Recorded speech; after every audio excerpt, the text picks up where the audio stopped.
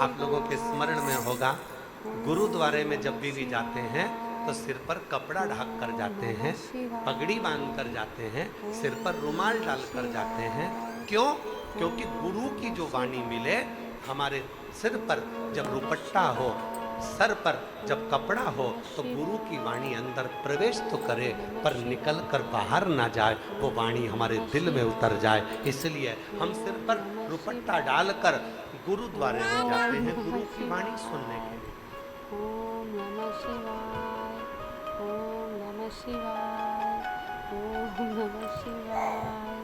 हम गुरु की वाणी सुनने के लिए जाते हैं तो सिर पर कपड़ा डालकर, नमः शिवाय, पगड़ी बांध कर जाते हैं। नमः शिवाय, नमः शिवाय। गुरु की वाणी मिले, गुरु के शब्द मिले, पर वो बाहर ना निकले, हमारे भीतर।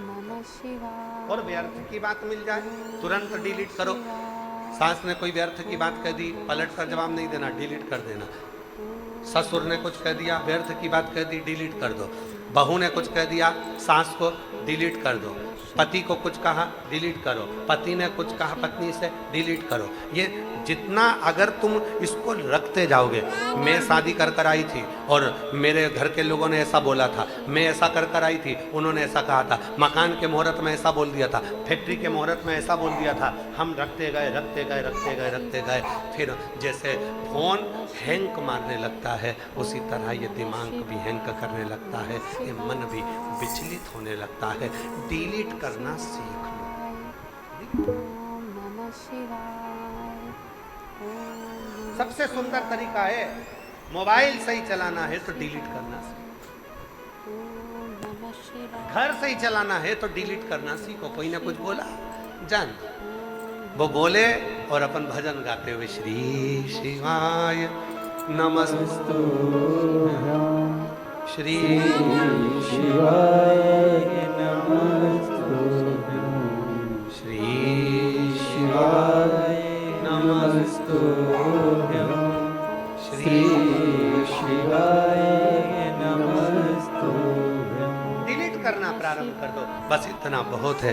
मन में ज्यादा इकट्ठा करेंगे तो वो अटक जाएगा। मन में इकट्ठा हुआ अटक। ये घर में विवाद क्यों होता है? घर में क्लेश क्यों होता है? घर में विवाद किस बात का हो रहा है? क्योंकि हमने बहुत सारा इकट्ठा कर कर रख लिया।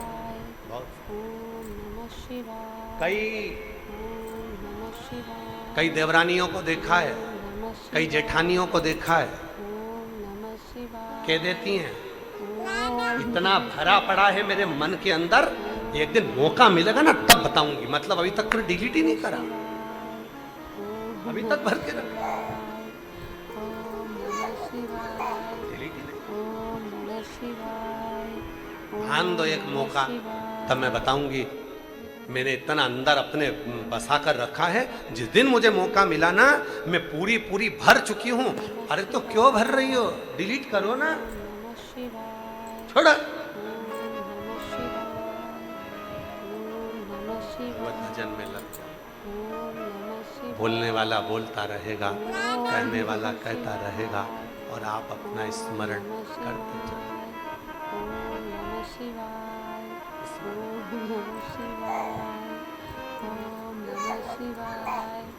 आप स्मरण में डूबे रहो, भजन में डूबे रहो, भक्ति में डूबे रहो, होगा, देखा जाए।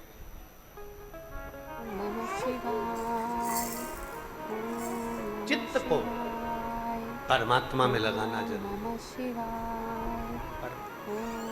और जिस दिन तुम्हारा चित्त परमात्मा में लगना प्रारंभ हो गया, समझ लेना कि तुम्हारे जीवन में जितनी चिंता थी वो चली। पहले साधु, सन्यासी, तपस्वी, साधक, उपासक, संत, ब्राह्मण, सन्यासी, कोई फकीर, कोई भिक्षु जब दरवाजे पर मांगने के लिए आता था तो पैसे नहीं मांगता था, अन्न मांगता था। आटा दे दो, चावल दे दो, रोटी दे दो, भोजन दे दो।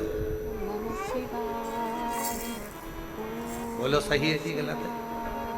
पहले के समय में संत आते थे, साधु आते थे, सन्यासी आते थे, तपस्वी आते थे, फकीर आते थे, दरवाजे पर अगर कोई मांगने आता था तो वो खाने के लिए मांगता था, कुछ मुझे भूख लगी है, भोजन दे।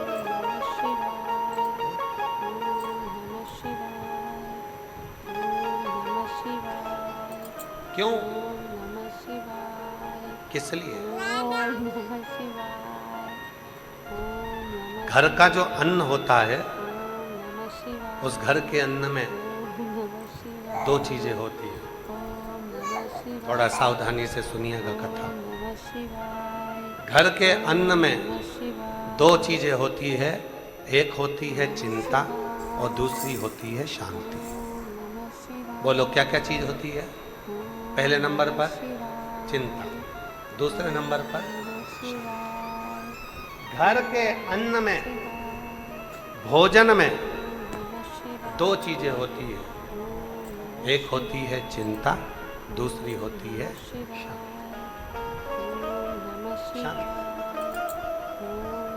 संत, साधु, गुरु, सन्यासी, तपस्वी, साधक, उपासक भिक्षा मांगने के लिए जब हमारे दरवाजे पर आते हैं और हमसे कहते हैं मुझे खाने का कुछ दे दीजिए, भूख लग रही है, भोजन दे दो मुझे, तब अंदर से दो रोटी, कुछ भाजी, कुछ आटा, कुछ चावल, जो तुम्हारे यहाँ पर हो, थोड़ा सा लाकर उस संत, साधु, सन्यासी, तपस्वी, साधक, उपासक को दे देना चाहिए। क्यों? वो हमारे घर से केवल अन्न लेकर नहीं जाता।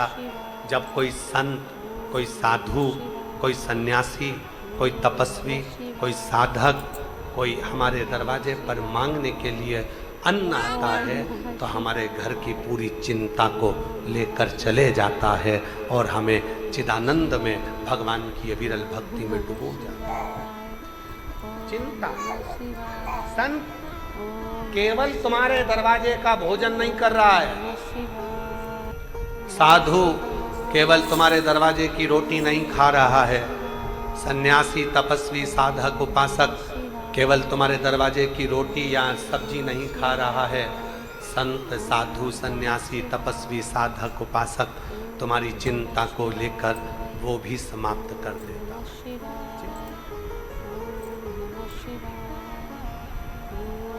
पर आजकल का एक नया फैशन हो गया। आज के जमाने में संत साधु को रोटी दो तो लेते नहीं है, पैसा चाहिए।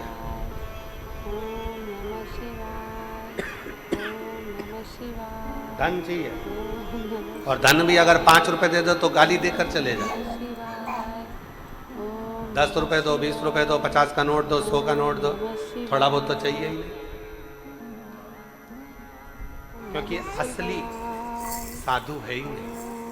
असली जो सन्यासी होता है, असली जो संत होता है, उसको तो थोड़े से दरवाजों पर जाकर अन्न की भिक्षा मांगना होती है और वो भिक्षा मांगकर पाकर अपने उदर की तृप्ति कर कर चल देता है। उसको तुम्हारे वैभव से, उसको तुम्हारे धन से कोई मतलब नहीं, उसको धन से मतलब ही नहीं, उसको तुम्हारे वैभव से मतलब।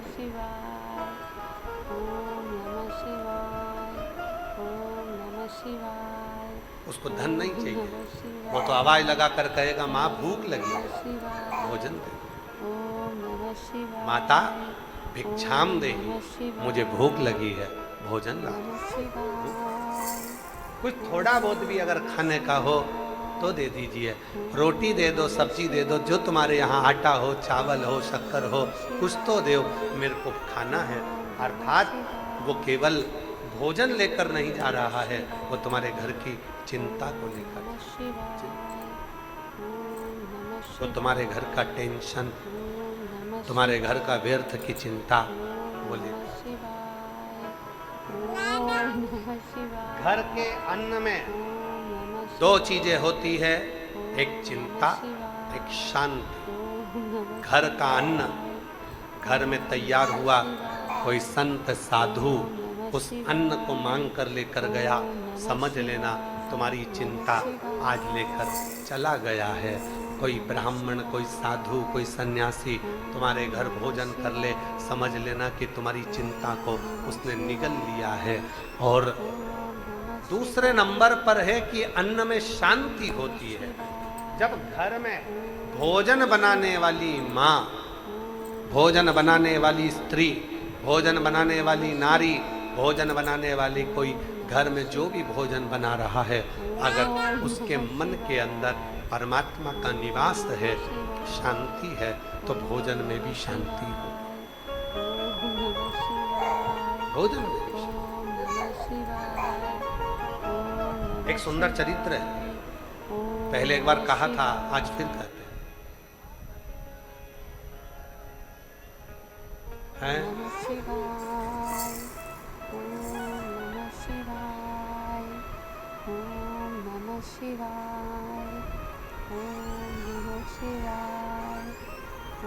एक सुंदर सी कथा है, बड़ी सुंदर,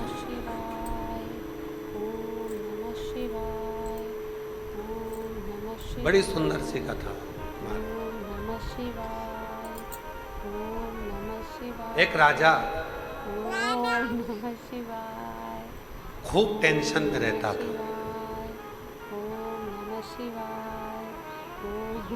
खूब टेंशन। राजा इतना टेंशन करता था, इतना टेंशन करता था कि राजा को भी समझ में नहीं आता था कि मैं इतना चिंता में, इतना टेंशन में कैसे रहूं। आवाज़ सेट नहीं हुई है, बाहर का पूरा गूंज हो रही है। और अरे यहाँ की तो खैर आवाज़ जाने दो, पर वहाँ की आवाज़ इतनी आ रही है क्योंकि वो गूंज के कारण आ रही है।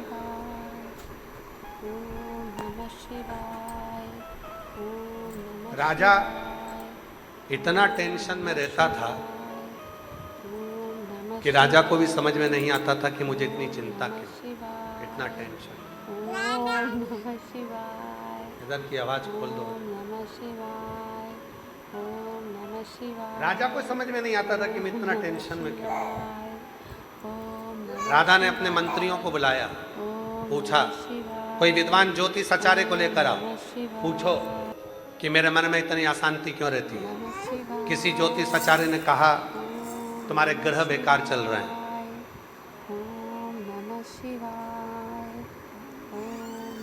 अभी तुम पर ये ग्रह लग गया।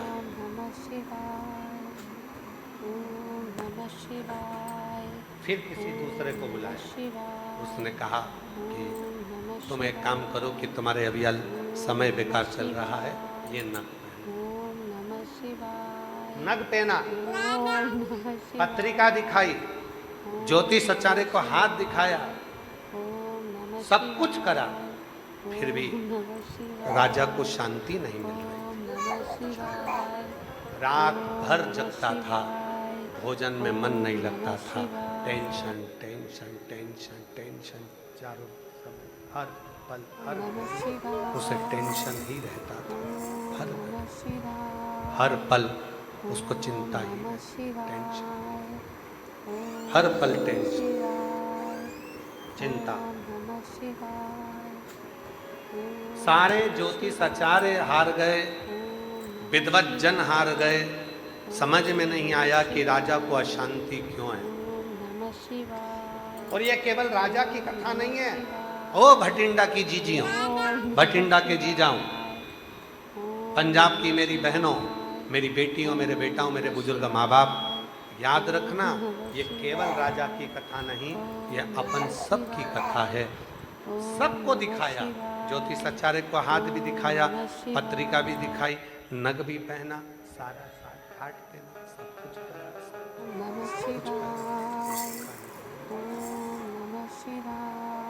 सब कर कर देख लिया।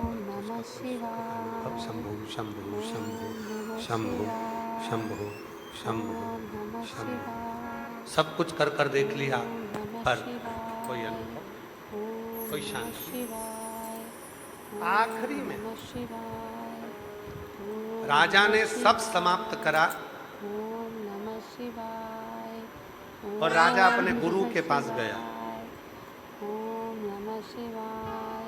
अब गुरु जो होता है ना, वो ना तुम्हें, ना तो तुम्हारी ज्योतिषी करेगा, गुरु ना तुम्हारा हाथ देखेगा, गुरु ना तुम्हारा भाग्य बताएगा।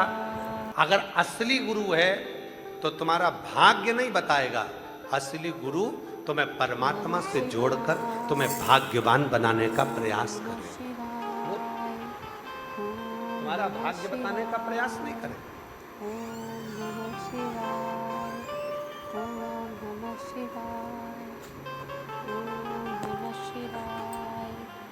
आप लोगों को मालूम होगा कि हम किसी से मिलते नहीं, मालूम है ना आप लोगों को, हम मिलते नहीं।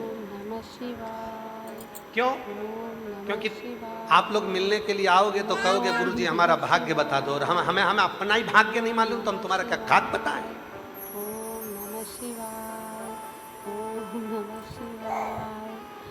हम तुमसे नहीं मिलते, आपको बुरा लगे भला लगे कैसा भी लगे, पर हम किसी से नहीं मिलते। लोग कहेंगे गुरुजी हमारी पत्रिका देख लो, हमारा हाथ देख लो, हमारा भाग्य बता दो, ये बता दो मैं क्या करूं। भैया हमको ही नहीं मालूम हमारा खुद का, तो हम तुम्हारा क्या खाक बताएं, हमें नहीं। असली गुरु का सबसे बड़ा फर्ज यही है, वो किसी का भाग्य नहीं बताता, पर इतना जरूर है वो भगवान की शरणागति में लगाकर उसके भाग्य को बदल देता है, उसके भाग्य को बदलने में कारगर है असली गुरु।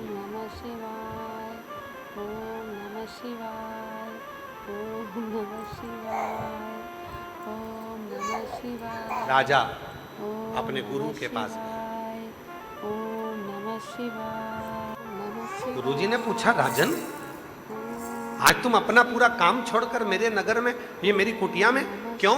राजा कहने लगा महाराज मैं बहुत चिंता में पड़ा हूँ, रात भर नींद नहीं आती, भोजन भूख नहीं लगती, मैं भोजन भी नहीं कर पाता, मैं रात भर सो नहीं पाता, टेंशन टेंशन टेंशन टेंशन लगी रहती है।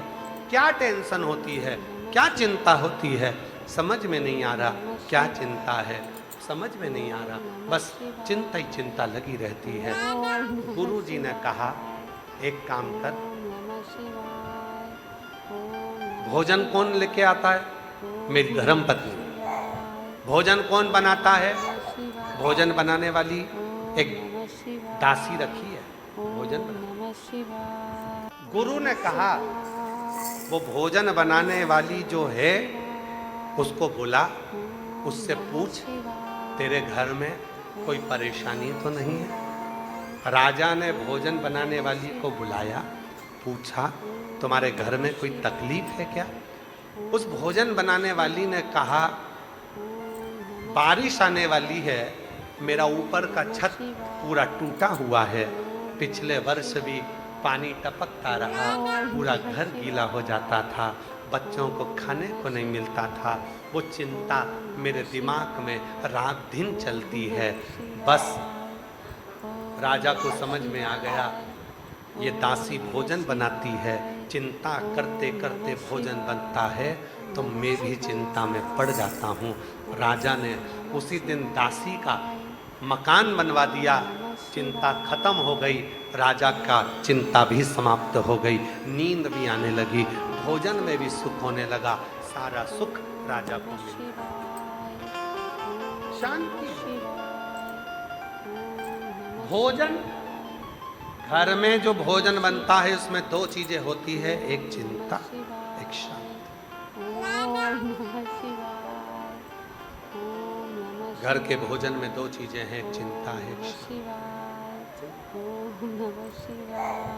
असली गुरु उस चिंता को मिटाने का जो जड़ है उसको ढूंढ। एक पत्र अच्छा है, देखिए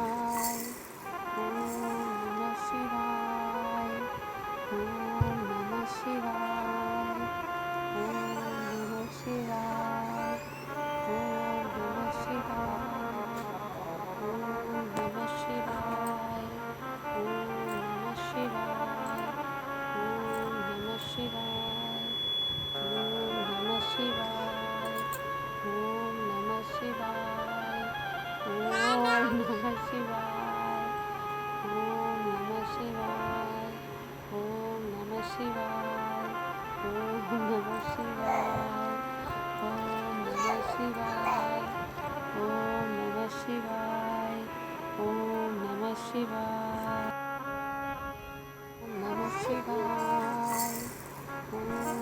गुरुजी, शिवाय।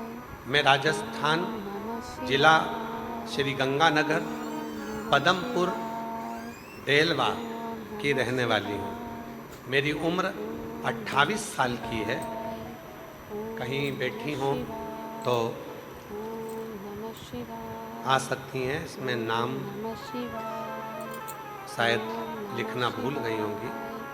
ओम नमः शिवाय। कहीं बैठी हो, पत्र छोटा सा है, अगर कहीं बैठी हो तो आ सकती हैं। ओम नमः शिवाय। हर हर महादेव। गुरुजी, आपके चरणों को प्रणाम करती हूँ। गुरुजी, मैं राजस्थान जिला श्री गंगानगर पदमपुर डेलवा की रहने वाली हूँ। नमः शिवाय। गुरुजी, मैं 28 वर्ष की हूँ। पिछली कथा बठिंडा पंजाब की कथा में हमने 3 इच्छा मांगी थी। सुना था सीहोर वाला बाबा कथा करता है, पंडाल में बैठकर जो मांगो वो मिलता है। मैं 3 इच्छा कर कर यहाँ से चली गई थी। भटिंडा पंजाब की कथा में 3 बातें बाबा को बोलकर क्लीन करो, आवाज़ को क्लियर करो, 3 बातें बोलकर बाबा को चली गई थी।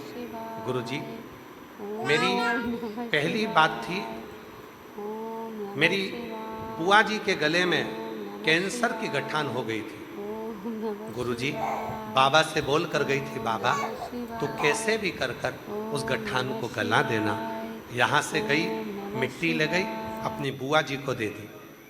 वो मिट्टी मेरी बुआ ने लगाना प्रारंभ करा, डॉक्टरों का इलाज कराती, क्योंकि आप कहते हो कि डॉक्टर शिव का एक रूप होते हैं। अगर शरीर में रोग आए, बीमारी आए, तो सबसे पहले डॉक्टर के पास जाओ, क्योंकि डॉक्टर शंकर है, उसका इलाज करो।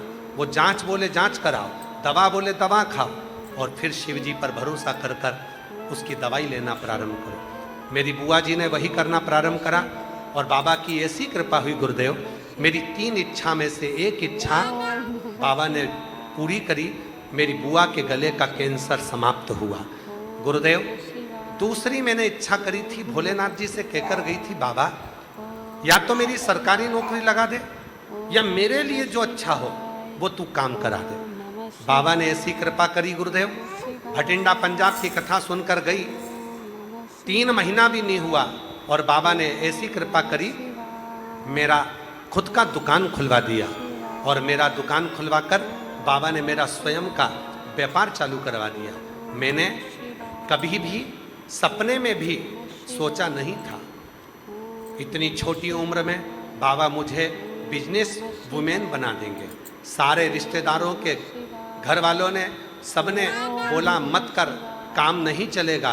गुरुजी, मुझे पहले बच्चा भी नहीं था।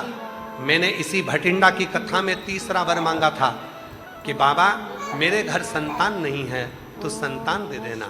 बाबा 3 वर मांग कर गई थी, पहले बुआ के गले का कैंसर समाप्त हो, दूसरा मेरा या तो सरकारी नौकरी हो जाए या मैं खुद का व्यापार करूं। बाबा ने मेरा खुद का व्यापार कर दिया।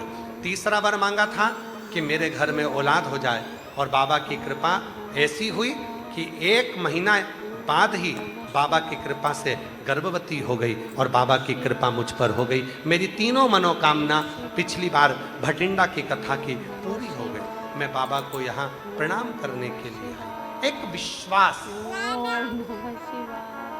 एक भरोसा, एक दृढ़ता।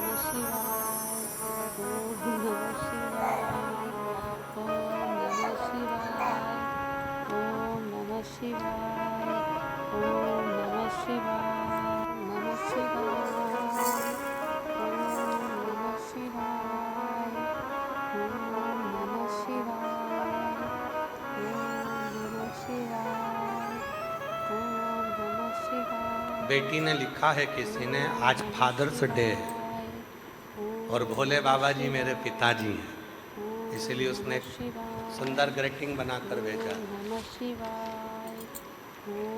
सुंदर और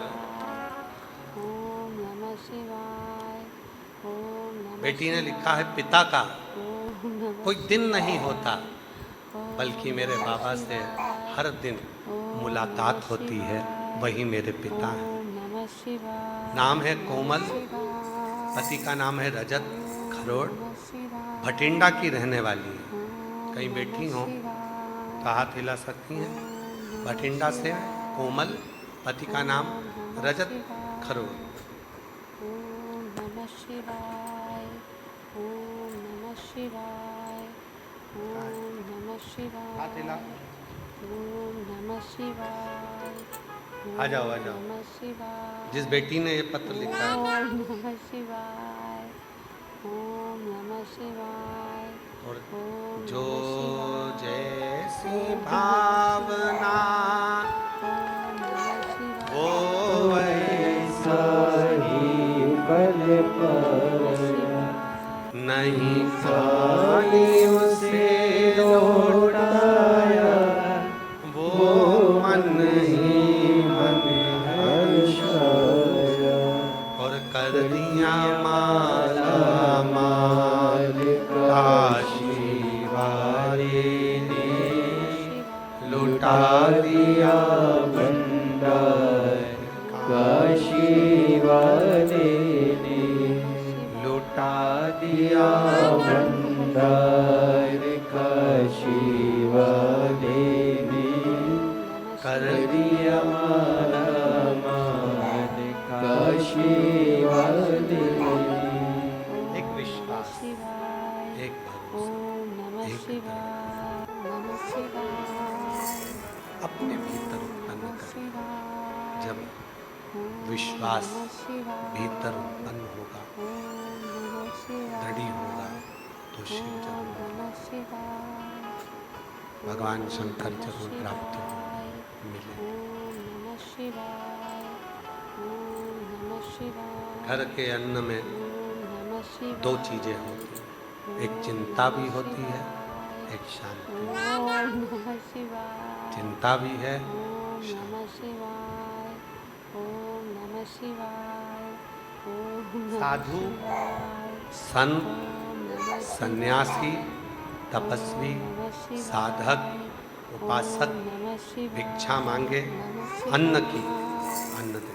ओम नमः चिंता, शिवाय, ओम नमः शिवाय, भोजन कौन बना रहा है, नमः शिवाय, ओम कैसे बना रहा है, शिवाय, ओम नमः शिवाय, ओम किसके लिए बना रहा है, ओम किस भाव से बना रहा है, ये उस पर है। नमः शिवाय, ओम नमः शिवाय, ओम नमः शिवाय, ओम नमः शिवाय, ओम नमः शिवाय, ओम नमः शिवाय, ओम नमः शिवाय, ओम नमः शिवाय, ओम नमः एक बार शिवाय, ओम नमः शिवाय, नांदेड़ में कथा थी। ओम नमः शिवाय, ओम नमः शिवाय, ओम नमः शिवाय, डॉक्टर साहब ने कथा करवाई थी नमः शिवाय, नांदेड़ में।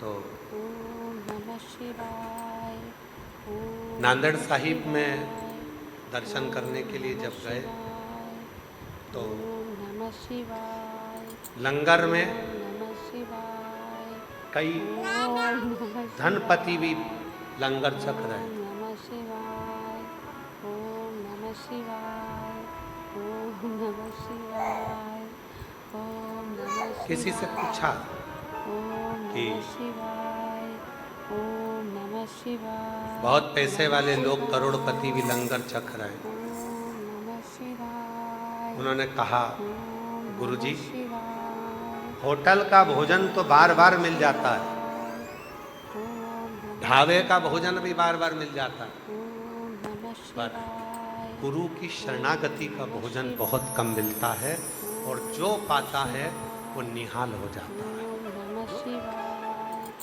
ओम नमः शिवाय, ओम नमः शिवाय, किस भाव से बनाए भोजन, नमः शिवाय, किसके लिए बनाए भोजन, नमः शिवाय, किसको ओम भोग नमः लगाया गया है, शिवाय, ओम नमः किस भाव का है, शिवाय, हमें सुन। ओम नमः शिवाय, ओम नमः शिवाय, कितना सुंदर एक चरित्र आता है शिव पुराण का। नमः शिवाय, एक बार माता ओम नमः पार्वती शिवाय, जी ने भोजन बनाया। ओम नमः शिवाय, ओम नमः शिवाय, माता पार्वती जी ने भोजन बनाया। शिवाय, सबको सूचना दी, भोजन तैयार है, शिवाय। भोजन करो। नमः शिवाय। सब आए। ओम नमः शिवाय। माँ अन्नपूर्णा के हाथ के भोजन का इतना प्रभाव था, इतना प्रभाव था कि भूत प्रेत डाकनी पिशाचनी चुड़ैल भयंकर भयंकर जितने भी शिव जी के गण थे, जब वो भोजन करते थे, भोजन ग्रहण करते थे, तो कितना ही खा ले तृप्ति ही नहीं मिलती। नमः शिवाय। ओम नमः शिवाय। ओम नमः शिवाय। ओम नमः शिवाय। एक बेटे से पूछा जाए ना कि सबसे अच्छा भोजन किसके हाथ का लगता है, भले वो झूठ बोलेगा नमः शिवाय। ओम कि मेरी पत्नी अच्छा भोजन बनाती है, नमः शिवाय। झूठ बोलेगा, पर सही में उससे पूछा जाए कि सबसे अच्छी दाल, नमः शिवाय। सब्जी, पराठा नमः शिवाय। अगर कौन बना सकता है, नमः तो शिवाय। चुपचाप से कान में आकर कह देगा मेरी मम्मी बना सकती है। ओम नमः शिवाय। ओम नमः शिवाय। ओम नमः शिवाय। कभी कभी बेटियां ओम नमः शिवाय। छाती ठोक कर के देती हैं, नमः शिवाय। शादी होकर आ गई तो क्या हुआ, फिर भी मेरे मायके में मेरी मम्मा के हाथ का कभी तुम भोजन करके देखना, मेरी माँ जो भोजन बनाती है ना, उसके बराबर कोई भोजन नहीं बना सकता। मेरी माँ जब हलवा बनाती है, सीरा बनाती है, मेरी माँ हलवा तैयार करती है, सीरा तैयार करती है, मेरी मम्मा ये बनाती है, मेरी मम्मा वो क्यों क्यों क्यों, उसको मालूम है कि एक माँ के हाथों में अन्नपूर्णा का निवास होता है, और जब वो दिल से बनाती है अपने बच्चों के लिए, अपने परिवार के लिए, जब पूर्ण समर्पण के साथ बनाती है, तो फिर उसके अंदर अहमता का भाव नहीं रहता, केवल देने का भाव, समर्पण का भाव रहता है, तो भोजन में स्वाद बढ़ता है। ओम नमः शिवाय। स्वाद ओम नमः शिवाय। ओम नमः शिवाय। ओम नमः शिवाय। शिव कथा करें, भगवान शंकर का चरित्र कर रहा है, शिव महापुराण की कथा कहती है कि शिव तत्व की प्राप्ति, अन्न के दो भाग हैं, एक उसमें चिंता भी है, एक उसमें शांति भी है। तो चिंता का जो भाग है, हम जब आपको कथा में पहले ओम नमः शिवाय। ओम नमः शिवाय।